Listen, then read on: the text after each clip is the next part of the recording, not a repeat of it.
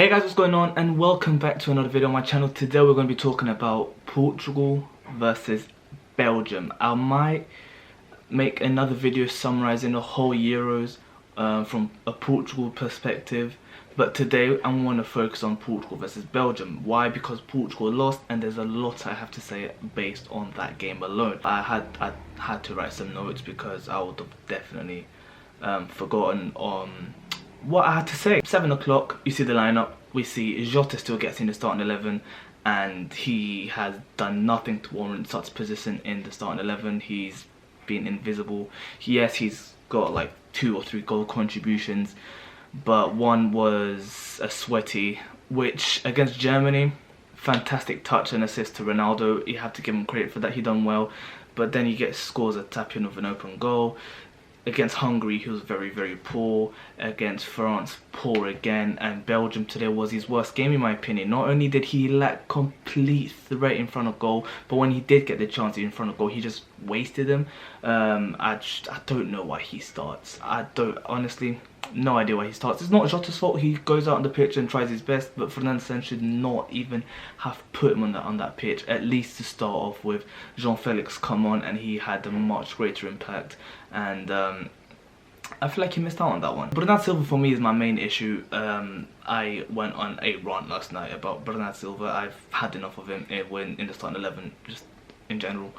He's been exceptional for Portugal until the start of the Euros, but the laziness he played with in these Euros, the lack of threat, it's unacceptable at this level. And honestly, if you consider yourself a world-class footballer for Manchester City, you can't make the mistakes he has. He made mistakes against Germany, he made mistakes against France, and he made a crucial mistake against Belgium, which led to the goal. If you watch the goal back, I was watching the goal back, I watched it so many times. Where was Bernardo Silva? Who was Belgium's wing back? Thorgan Hazard. Now, if I'm not mistaken, the winger needs to track back and help out the right back. I'm not going to blame Diogo Dalot here. He was busy trying to occupy Lukaku, and it was a counter-attack. Pelinha had to recover from a slide tackle he shouldn't have gotten a yellow for, but the referee gave him a yellow for it, and it's a foul. Belgium got extremely lucky with that goal, but my main issue with that goal was Bernardo Silva not tracking back properly, which ultimately led to the goal, because Bernardo Silva was next to Thorgan Hazard throughout the whole counter-attack. He was next to him. The second the ball gets into that attack, Thorgan Hazard sprints forward and Bernardo Silva loses his man. Lets him go. Absolutely nothing, like no intensity at all. The second Thorgan Hazard gets the ball, Bernardo Silva is miles away from Thorgan Hazard, where he should be right on top of him. Make uncomfortable, don't let him shoot, and if he does shoot, it's an uncomfortable shot. Nowhere near as lethal as the shot was. What a goal. What a fucking goal that was. But the fact that Bernardo Silva allowed him to have so much space to shoot is a problem to begin with. In my opinion, it's not solely Bernardo Silva's fault, but it's 80% his fault, because that is his man. You need to track back and track him down. Do not give him that space to shoot, and don't give him that much time to get a shot off, because you get punished for those kind of things in this high competition. And for me, the second Bernardo Silva come off, it's a different game. It's a completely different game. We look so much better with Jean-Felix on the pitch. I don't really understand what position he came in at. When Bruno Fernandes and Jean-Felix comes on, I don't think they're stuck to one position. Bruno Fernandes and Jean-Felix especially, they're just out and about like free roam, which did work. Credit to Fernando Santos, his substitutions were all good in my opinion. I have no issue with his substitutions because they all worked and they were all effective. My only issue was the starting 11. Why is Rafa not even on the bench when Belgium have such a slow defense where Rafa can just penetrate them? Like, genuinely, Rafa could have had a good game there, but no, he's not even on the bench to have an impact, which is unacceptable. And it's just a lot of problems. It's a lot of problems. This manager's got so much attacking talent, and not only does he stick with the same thing that wasn't working, but then he goes and leaves Rafa off the bench, where he could have come on and had a genuine impact. I just don't get it. Like, It's unacceptable. Now, there's one thing I really want to comment on and give credit where it's due. We played brilliantly, and I'm not angry to a sense. I'm more disappointed and just upset because we were very, very unlucky. Now, if you look at the stats, we had 57% possession, which in the second half, I think we had around 65%. That is, we completely obliterated Belgium. And the most annoying thing, they had one shot on target and they scored it. They had one shot on target throughout the whole game from outside of the area. We limited Belgium to one shot inside of the area. They had 6 shots, 5 of them were outside of the box. That's, in my opinion, you can't do much better than that. You can't. You just simply, you limit an attack of Eden Hazard, Romelu Lukaku and De Bruyne, which De Bruyne and Hazard did have to come off because of injury, but at least for the first half they were playing. And we limited Belgium, which had so much attacking talent, to 6 shots, but 1 on target, 1 inside of the area. You do deserve a bit of credit for that one. I think Portugal were very, very solid in defence. Pepe was a beast. He was possessed. I don't understand. This man is 38 years old, and at the end of the game, he goes and like plays up front, and the tackles he was making, it was incredible. Like the pressing that Pepe was doing is unbelievable. I just respect it so much. Like it's a shame he's going back to Porto now, and I'm going back to hating him. But oh my god, he is exceptional. Now, in my opinion, a misconception of looking at football stats is shots on target. Now, Portugal had 23 shots throughout the whole game compared to their 6. Obliteration, if that's even a word. But 4 on target. Now, a lot of people, oh yeah, 4 shots on target, they didn't deserve to score. But at the end of the day, we had 9 shots inside of the area. 9 shots inside of the area.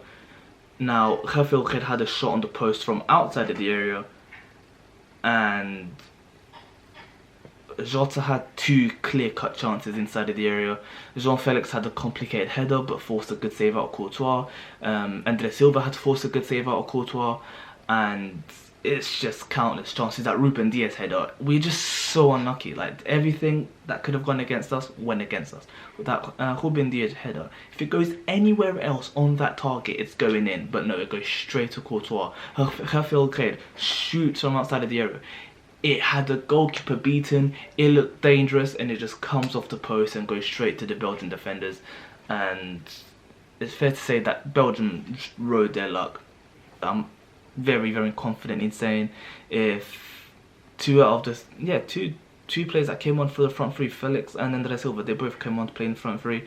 I think if any of them had the chances that Jota had, I think one of them would have gone in and or at least caused a bit more danger to Courtois, because that second one in the second half where Ronaldo, fair play to him, he had a very good game. Ronaldo's getting a lot of stick. I'm not sure why, because Ronaldo finished the game with the most chances created, more shots on target, and another stat which is quite impressive. I don't have that written down, but I did find it quite impressive.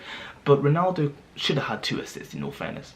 That one to, maybe not, maybe just 1 assist, that one to Diogo Jota, where he somehow managed to dribble past 2 or 3 of the Belgian players. Then a 1-2 with Felix or Bruno Fernandes, I don't remember who it was. And then that pass to Diogo Jota, where he wasn't alone, but a player of that quality should be hitting the target from there, but he just skied it over. And then that one where he set up Andre Silva, Courtois came out well and saved it well, to be fair to him. But yeah, I don't understand why Ronaldo's had a lot of stick from a lot of people, where he had quite a decent game, I'd say, especially considering how he was just left isolated in the first half. Bruno Silva again and Jota just not giving him enough support. Ronaldo surrounded by 5 Belgian players. What else can he do? You know, honesty. And yeah, just the second that Jean-Felix and Andre Silva especially come on, it's just a different game. Jean-Felix just going in and in and in and out, and he's causing so much danger. Like, he didn't do much except have that one shot that went wide and that header that Courtois manages to save, but besides that, he won a load of free kicks, managed to get into the pockets, and caused Belgium a lot of danger. And if he started, I think it would have been a different game, because even though I wasn't asking for Felix to play, the way he came on and impacted the game, maybe it would have been a good idea to start him, because I think he had a very good impact. Like, he didn't do anything exceptional, but he impacted the game quite well. I think the same thing with Bruno Fernandes. Again, he's getting, I don't know why he's getting the hate he's getting. If you look at the stats, he's had 6 chances created, I think it was. I think that averages to a chance created every 35 minutes. That is impressive, considering you're having a bad Euros. That's good. Now, it's not his fault against Hungary. Ronaldo misses an open goal from a beautiful cross. It's not his fault that his teammates can't capitalise off his chances created. Against Germany, yes, he had a poor game, but who didn't have a poor game against Germany? Maybe name 2 or 3 players that had a good game against Germany. Against France, he didn't get a chance, but when he came on, he played on the right wing. That's out of position. And against Belgium, came on in the middle for Jean Martin. I think he had a great impact. I don't understand this hatred towards Bruno Fernandes. It's stupid. It's just insecurities. Like, I know you don't have, like, in most cases, you don't have a better midfielder than Bruno Fernandes. You can just admit that. There's no shame in that. Yeah, it's upsetting, to say the least. What else did I have to talk about? This is actually an interesting topic, because at the start of the Euros I was very confident, and one player especially I was very excited to see, which is Jean Cancel. Now, I'm not sure what difference he would have made compared to Nelson Smith and Dalot. Nelson Smith had a fantastic game against Hungary, and knew he was going to have a shitter against Germany, because he just can't defend. I was very impressed with him against France, actually, because against Mbappe he dealt with him decently well until he had to come off injured. But then Dalot starts against Belgium, and I think he was solid. Nothing special. He kept it safe, but he didn't do anything wrong. But I feel like the extra quality would have had from Jean Cancel on that right side maybe would have been different. Maybe it would have liberated Bernardo Silva to have a bit more creativity, cut inside and leave the wings for Jean Cancel. That might have been a possibility of the overlap. The extra quality going forward. Jean Cancel is just very good at playing either overlapping or inverted as a fullback, and he would have given us maybe an extra dynamism, if you could say so. I'm not sure how much of a difference it would have made, but I do think he was a big miss, because that right back position was never really solid, besides against Hungary, which Nelson Smith did have a solid performance against, but it was the whole game he was attacking. We had absolutely no defending to do against Hungary, so that's just why that was. But yeah, overall, I think Belgium just were lucky, if I'm going to say it. Belgium were lucky. Portugal were extremely unlucky. The ball just refused to go in, and when the ball refuses to go in, all you need is a stroke of luck.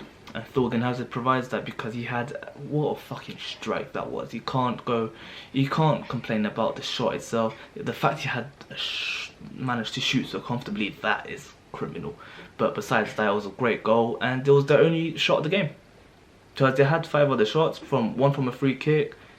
It's just shots that just didn't cause Rui Patricio any danger. He had nothing to do for the game.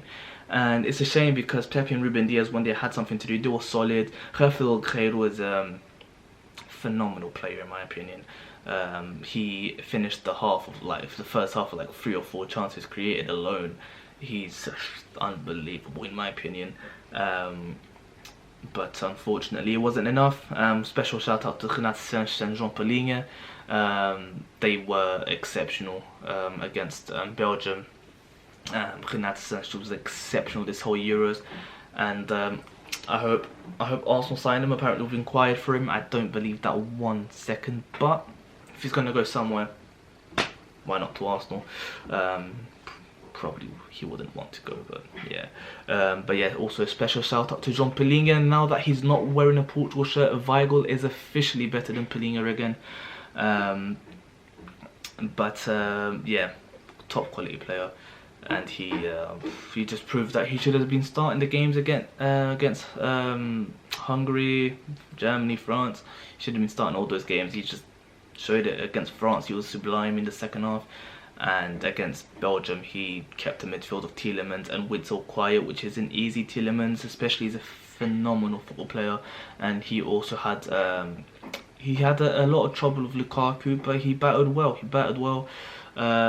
Rightly subbed off though, because he was just on the verge of the second yellow card, and that would not have been nice. Danilo Pereira come in, and I liked the approach from Fernando Sancho in the second half, putting Danilo on so Danilo could play as a centre back, so Pepe could go forward, and then a midfield of Sergio Oliveira and Bruno Fernandes, which I was very upset when I saw Fernando Sancho come off for Sergio Oliveira, but Sergio Oliveira proved that he's a good player. I do rate him.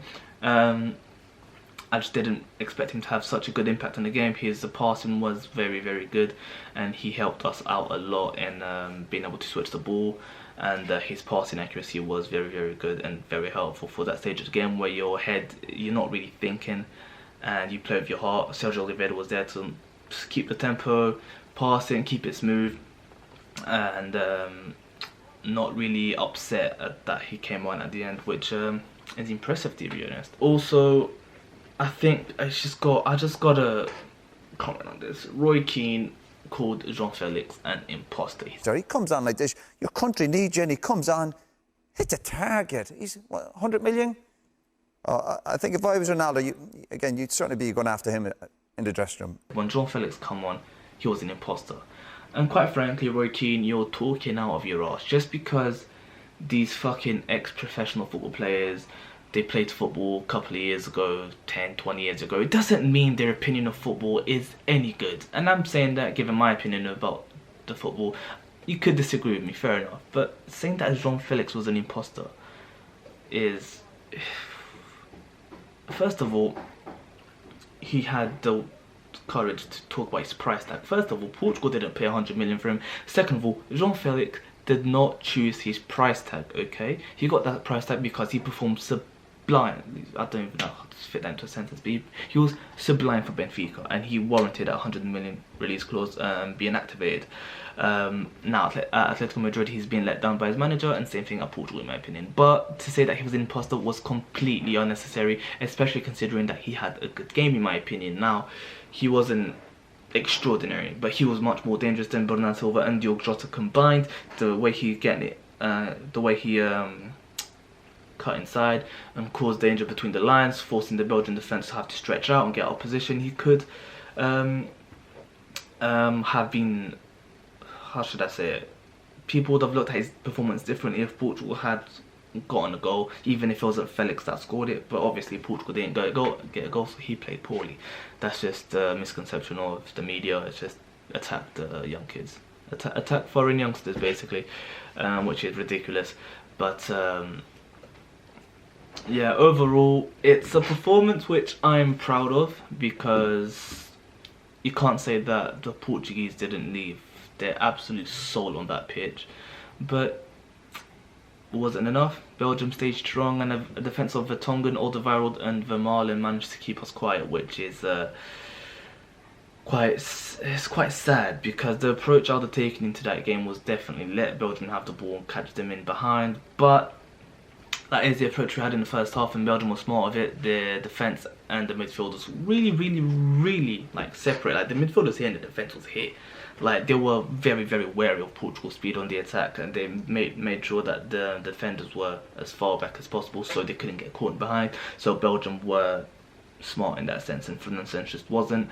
And everything from the beginning was wrong. He made the right changes, but it was too little too late. It's just the fact that this man has started Jota and Bernardo Silva in every game when they haven't warranted a start is what upsets me most. Quite frankly, I don't think he's the man for the job. The way I see it is, thank you for 2016, thank you for 2019, but please leave as a hero before you make yourself a villain. That's all I've got to say to Fernando Sancho, because he's here for too long now. He's here for too long. We need to go into the World Cup with a new manager, but we won't, since the World Cup is only a year away, and the preparation, 1 year preparation, is probably a bit, what's the word, irresponsible. So I think we should probably go into the World Cup with Fernando Sancho and then look for a replacement. So guys, comment down below what you thought of the Portugal versus Belgium game, if you agree with my opinion, if you have anything to add on, I'll be glad to hear. But I hope you have enjoyed this video, guys. I'm very upset that Portugal's gone out, but now I'll be supporting England, and if it's not coming to Portugal, at least let it come to England. Yeah, I hope you have enjoyed this video, guys. Good luck to Belgium going forward, but fuck off for knocking us out.